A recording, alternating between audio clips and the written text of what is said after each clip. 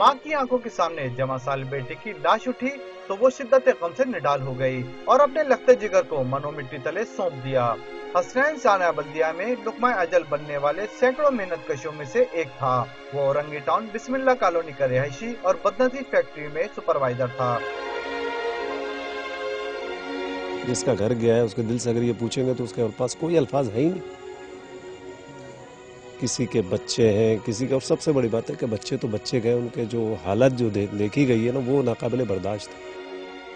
हसनैन की अलमनाक मौत पर बहनों पर गम का पहाड़ टूट गया और इन्हें इस बात का यकीन ही नहीं आ रहा था कि इनके साथ हंसने और खेलने वाला भाई अब इस दुनिया से कूच कर गया है।